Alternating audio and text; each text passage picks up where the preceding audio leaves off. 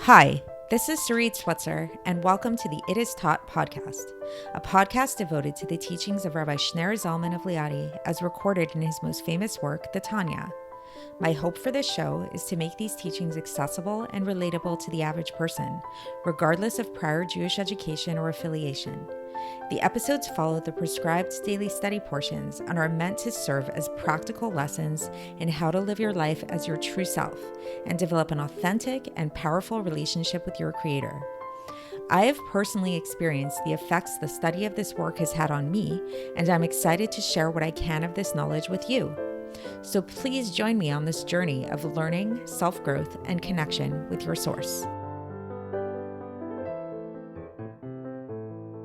Hi, and welcome to the It Is Taught podcast. This is episode 354 for the 17th of Cheshvan in a leap year. Life. Life is a crazy thing if you think about it. We talked about the power of now. We talked about living our lives in this way that is very present, not focusing too much on the past or the future and getting lost in those things, and really being present here in the now, as that's really the only thing that we can have true impact on. And this is a very deep idea. And in fact, while yes, it resonates in a lot of ways with Jewish ideas, with especially the Kabbalistic idea of Hashem creating the world something from nothing at all times, we find this idea very prevalent in the world at large. It's a very common thing. Mindfulness, meditation is all about living in the present moment, being really here in the now. However, Judaism kind of expands on this idea and takes it to the next level and talks about this idea of how, well, yes, on the one hand, we're very much supposed to live in the present, be here now. And in fact, that's a good way to kind of like not get too caught up in your ego and your definition of self, which is kind of constantly fluctuating. On the other hand, there is a very deep principle in Judaism that your present actions, in fact, do impact the future very much so. And as we've learned in the whole section that we talked about Shuvah, your present actions can even impact the past, which is really crazy. So while we are very much bound to the limitations of time and space, there's a transcendent level to reality that transcends time and space. And in fact, God is beyond time and space. And there are worlds that are able to transcend this level of time and space. And the actions that we perform here in our lifetime while we're alive impact the future, impact our future life. And our future life after we pass away, that's in fact, when the impact of our present actions while we were alive actually become revealed. So this is true for everybody, but it's most especially true, and the power of this is most especially true for those special people, which we know of as tzaddikim, as holy people, righteous people, whose lives are not really regular lives like we have, which consist of a lot of survival, physicality, keeping ourselves alive, finding pleasure in our lives in a physical way, and then also kind of finding time for spiritual ideas for God. But righteous people, true tzaddikim, their entire life is devoted to godly service. They don't have this craving. They don't have this need for physical pleasure the way that most people do. And thus, because their whole entire life is so devoted to abnegation of the self in that way, then the impact of their deeds after they pass away is going to be a lot more powerful, and it's going to create a much bigger impact on the world at large, and especially for those people who are close to them. So this is something that we've been talking about in the past few episodes, and the context that this has come up in is in two letters that we've been looking at. The first letter that we looked at was a letter of consolation that the Alter Rebbe wrote to his followers after the passing of a very great man, Rabbi Menachem Mendel of Vitebsk, and he talked about this idea of the impact of the passing of a tzaddik and the impact that has on his followers, and how the followers in a certain sense can actually become more connected to the tzaddik after the tzaddik passes away. So that was a few episodes ago when we explored that letter. Yesterday, we started looking at another letter of condolence that the Alter Rebbe wrote, this time to Rabbi Levi Yitchak of Berditchov after the passing of his son. And his son was also a tzaddik. He wasn't necessarily as renowned as Rabbi Menachem Mendel of Horzok, and so he didn't have this like big following, but nevertheless he was a tzaddik in his own right. And so what we've been exploring in this letter is the impact that such a tzaddik has on the world at large after he passes away. And so, as I mentioned just previously, the actions that we have here on earth and what we do, these create effects on high. And those effects on high remain concealed until the point when the person passes away, at which point they become revealed. And so today we're going to be exploring those impacts, the impact that a tzaddik has and that the effect a tzaddik has during their life that then becomes revealed when they pass away.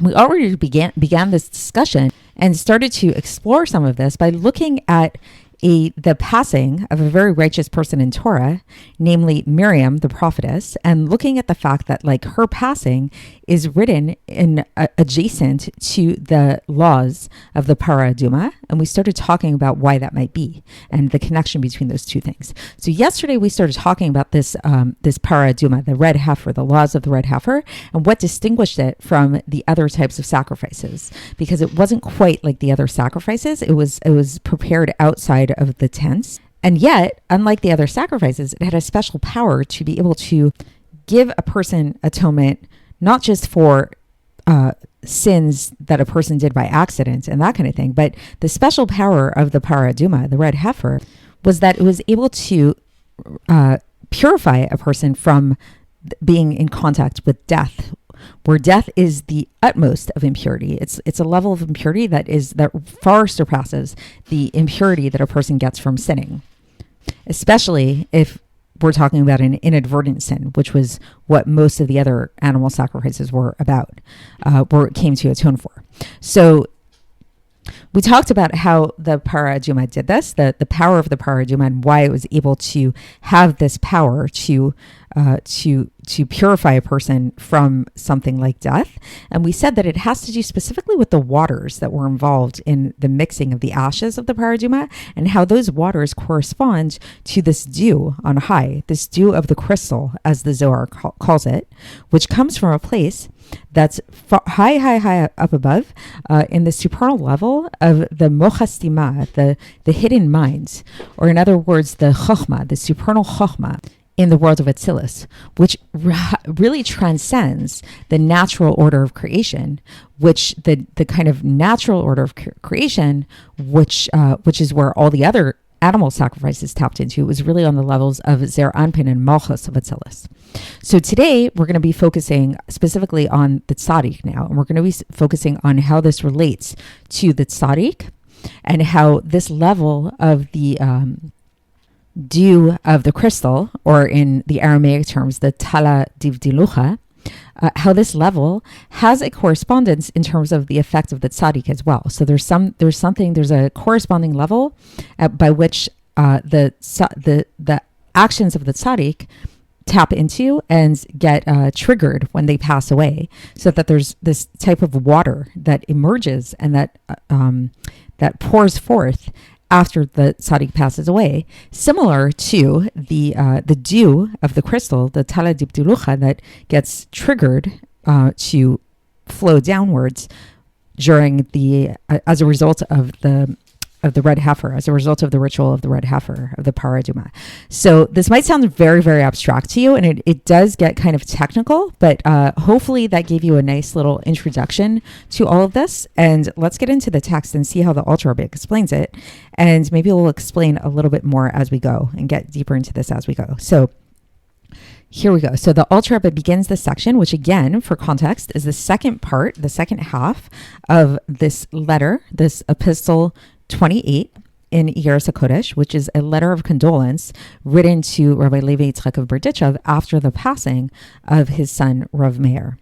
So the Alter Rebbe begins here, and he says that it's known that Abba, that the level of Abba, which literally means father, which is a Kabbalistic term for the sphera of Chokhmah, draws its sustenance from the eighth mazal, which is the tikkun of the Notzer Chesed. Okay, so not to get too confused here. So there's this idea of the Yod Gimel Midos HaRachamim. You may have heard about this, the 13 attributes of mercy. We often say this in many prayers that we say, especially on Rosh Hashanah. It comes up a lot, and Yom Kippur as well. We arouse God's 13 attributes of mercy. There's a lot of Kabbalah surrounding this idea of the 13 attributes of mercy. As a nice little interesting tidbit to know, one of the reasons why Jewish men are encouraged to have beards is because it's taught that these 13 attributes of mercy actually have like a placement on the face. Like there's different points on the face that correspond to these 13 attributes of mercy. And so by growing out for a man, when he grows out his beard, he's letting this mercy flow out of his face, basically. And so, okay, so in brief, so we're not going to get into like all of the Kabbalah today about these 13 attributes of mercy, but the thing to know about it is that there's 13 attributes. And the 8th one of these attributes is what's called Notzer Chesed, which literally means, and he, meaning God, guards or creates chesed. So, but the main thing that you need to know is the Hebrew here. So the Hebrew word notzer. Notzer is the 8th attribute. And that word notzer, if you know Hebrew, it's nun vav tzadik resh. It's the same letters as the word ratzon. Resh tzadik vav nun. Ratzon in Hebrew means will, like desire, wanting something. And so there's a term that we use sometimes, like if we want to say that it's a very auspicious time, we say it's an et ratzon. It's a time of divine favor. And so the Alter Rebbe says that at the time of the passing of a tzaddik, then this et ratzon, this divine favor time, becomes revealed and shines in a revealed way from above to below. And the Alter Rebbe describes these tzaddikim as being people who serve God with love and with self-sacrifice of their entire lives for God during their lifetime, in the evening, in the morning, when they say Shema. So it's like when they say Shema, the Shema prayer, which we've looked at previously, if you really read the words of Shema and you really say them with intent, you're really saying that you're willing to sacrifice your entire life for God, which is how these tzaddikim actually live. And so since the tzaddikim actually live in this way, their actions would thus elevate what are called the mayin nukvin, the feminine waters, which we've spoken about before. So this is like the arousal from below. They would elevate these feminine waters to the Abba and Ima in Kriyat Shema, as is known. So the Abba and Ima is the Chochma and the Bina above. So when these tzaddikim would say Shema, and when they would say it with this intent to really give over their lives, what the effect that they had was to cause this arousal from below to get elevated, to elevate these feminine waters up above and stimulate the mother and father on high, the Chachma and Bina on high. And so too, when these tzaddikim would learn Torah, because when they would learn Torah, Torah also is related to Chochma, which Chochma again is that Abba and Ima, because Torah comes from Chochma. That's where it stems from.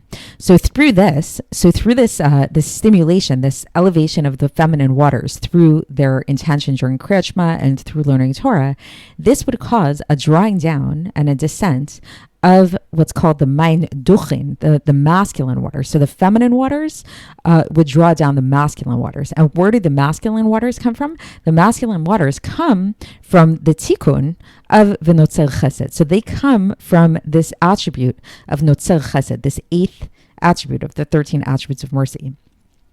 Which again corresponds to this ratzon level, this divine will. And this becomes revealed when they pass away, as is known. So again, so just to reiterate that, make sure that everybody's following what's going on over here.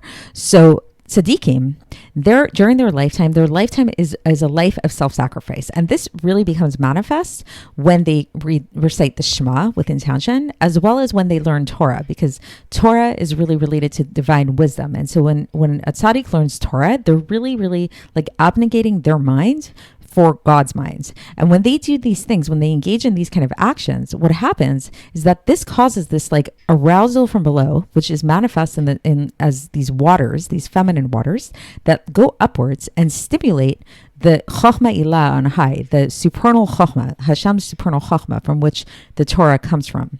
And this supernal Chochmah on high is related to, it draws its sustenance from the 8th attribute of divine mercy, which is the attribute of Notzer.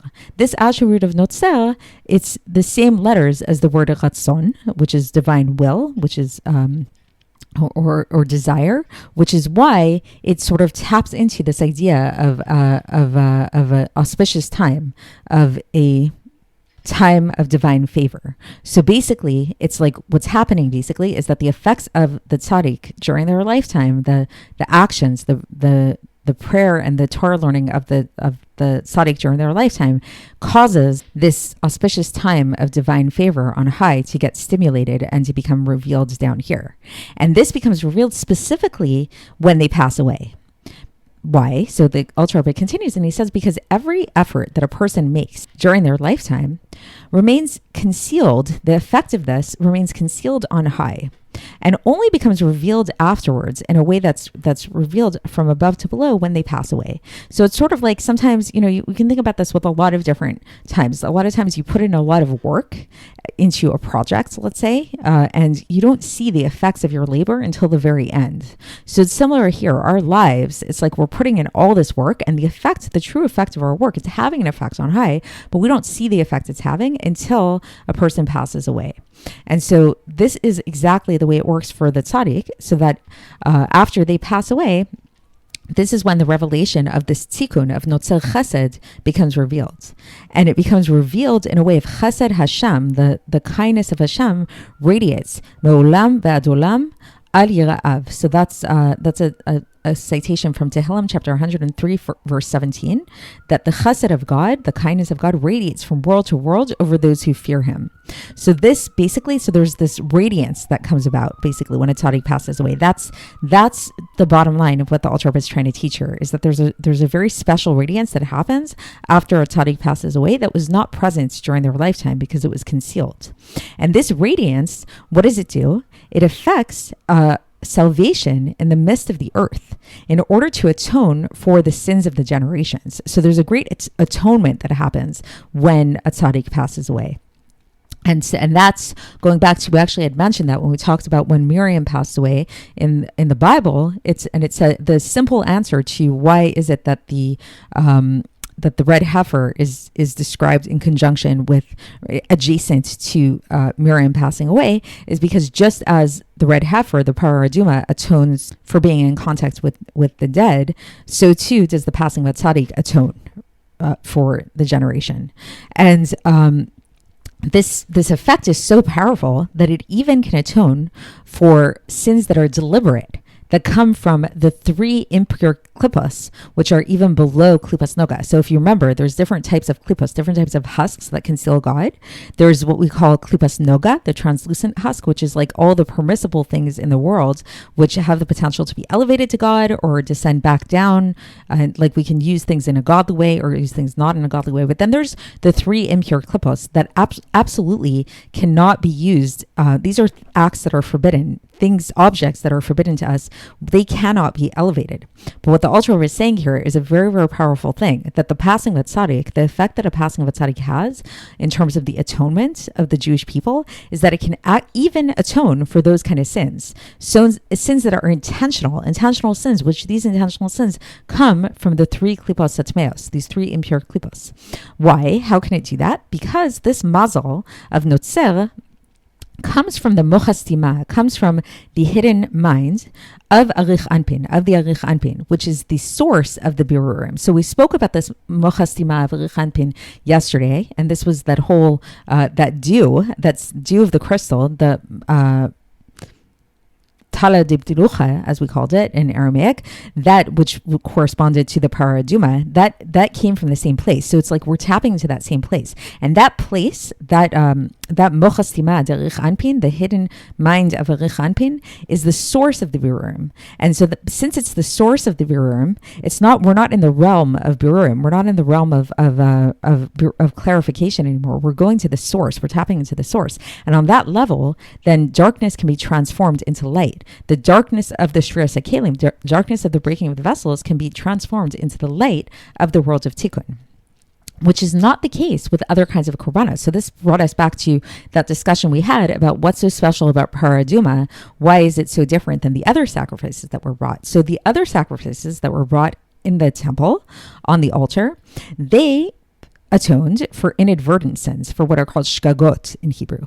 And these shkagot, these inadvertent sins, these came about through, like, how does a person do an inadvertent sin? Like, you sin unintentionally. This is when a person's animal soul becomes in charge. Like when a person's animal soul takes hold of them and they kind of like just go out of control and they do something that they didn't mean to do, like a person behaved animalistically or whatever. So those kind of sins, they come from klipas noga. They come from these translucent husks. So yes, it's bad. Obviously, we don't want to have our animal soul take hold of us and have us do things unintentionally that we don't want to do, but it happens. And these can be atoned for through the sacrifices in the temple of the animals, as is written about in Likutei Torah and Parshas Vayikra. So there's the Sefer Likutei Torah by the Alter Rebbe. He talks about this in depth in the Parsha Vayikra, the ability of the sacrifices in the Beis HaMikdash on the altar and how they were able to atone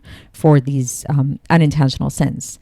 But now we have the paraduma, we have the red heifer, and we see that this is why, now we understand why it is that the parsha of paraduma, why was it connected to the story of the passing of Miriam, the prophetess? It was because just like paraduma atones for creates this great atonement that it's able to atone for death, so too is the passing of tzaddik. The effect that atonement has is on a much greater level than just the mere level of atoning for unintentional sins. It can actually atone for intentional sins. And then the Alter Rebbe concludes with a teaching from the Yalkut in Parshat Shmini about to be specific about the red heifer, about the paraduma, that it's specifically the waters of purification that cause this. So it's not so much like the whole ritual of the paraduma, like with the hyssop and the branches and all that stuff that we spoke about. It's specifically the water that is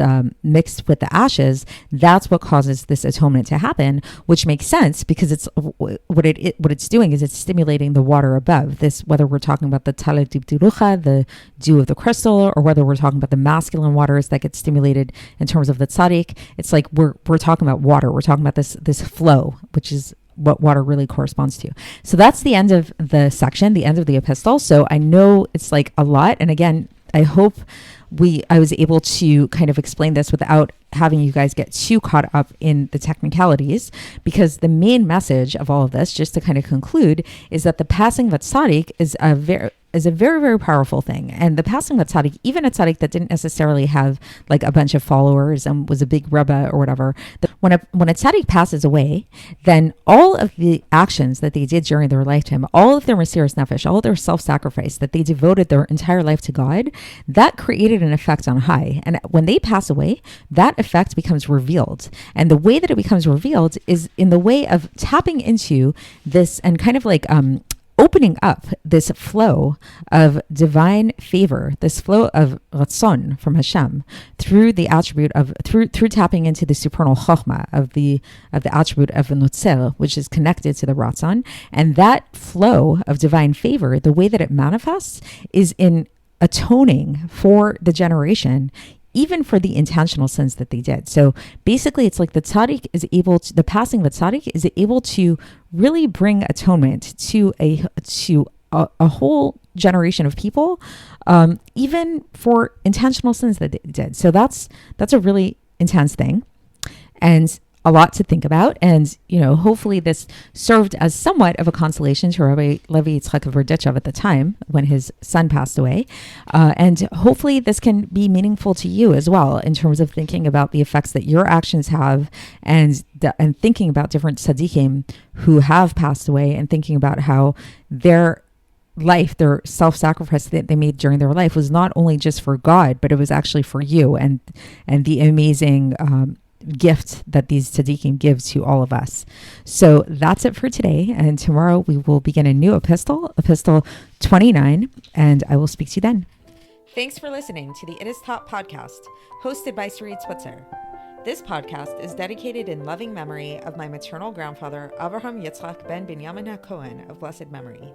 Music by Shoshana. If you enjoyed this episode and would like to support the show, please share it with others and subscribe on YouTube, Apple iTunes, Spotify, or wherever you listen to podcasts. And make sure to leave us a 5-star review. To find out more about the It Is Taught project, including more information on my soon-to-be published book, please visit our website, itistaught.com. To catch the latest from me, follow me on Facebook, Instagram, and Twitter. Looking forward to speaking with you tomorrow, and until then, have a great day.